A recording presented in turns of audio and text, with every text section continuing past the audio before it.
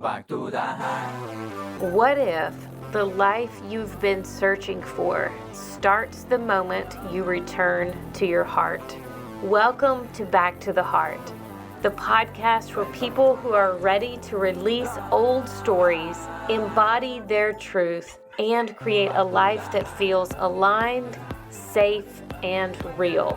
I'm your host, Amanda Roa, Identity Expansion and Embodiment Coach. And here we talk about healing through storytelling, nervous system regulation, self-trust, and tools that help you come home to yourself.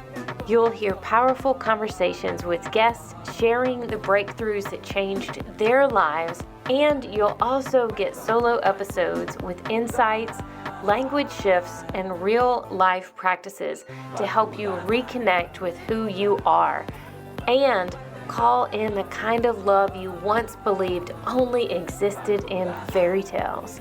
Let's get into today's episode. On Sunday, April 12th, I'm hosting the Back to the Heart Embodiment Experience. This is a fully immersive event, multiple hours on your Sunday afternoon. On Sunday at 1 p.m., we're going to be taking this through your entire body, because what happens is we can do all of this healing work that's in our heads, that stays in our minds, and we're like, oh, I'm consciously aware. That's one thing to be consciously aware, but whenever the awareness is just stuck in your body, you don't have the capacity to embody what you've become aware of.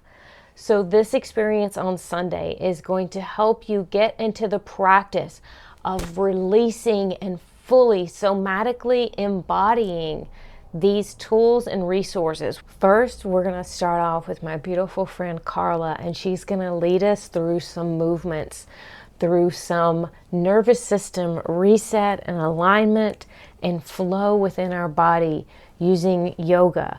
This is so important for us to move through the process throughout our entire body instead of getting stuck in all the awareness here.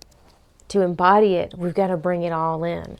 So we're going to start with Carla with the yoga, and then we're going to bring back to the mind a little bit and talk about how our human design can help us get connected back into our body to understand how to actually listen to our body and to move these emotions and these feelings through our bodies most effectively.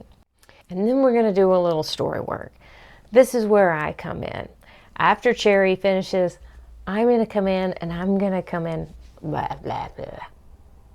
I have to remind myself that these recordings take practice, and it's okay to practice. Everyone practices. But for me, I've often been the one that doesn't like to read the instructions, doesn't look at the label, just wants to jump in, look at the picture, and go.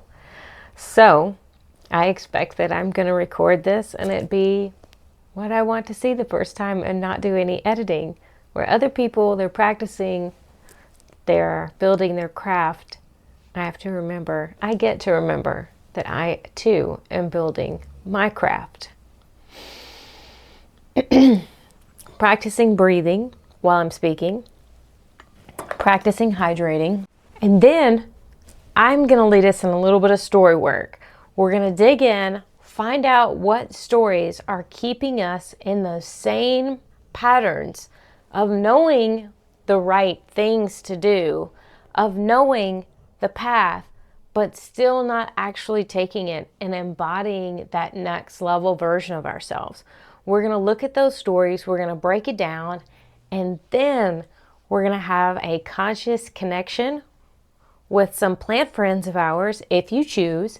And then if not, you can join us with the breath work. The plants, the breath work combined is such a beautiful connection to help build in clarity and get us into the space where we are open for expansion to receive the messages that we are looking for and to fully embody what we are. The combination of all of these pieces, all of these tools in one day, from the yoga to the human design to the story work, the conscious connection, and the breath work combined is going to really help you move those emotions and move those stories through your body and release them so that you have the capacity to step in to that life that you love, the life that you wake up and get to say, wow, what a life I get to live. I love my life. If you're not saying those things to yourself daily, this is a place to start. We got to start releasing what's pent up in our body and truly embody what you know, what your heart knows that you deserve.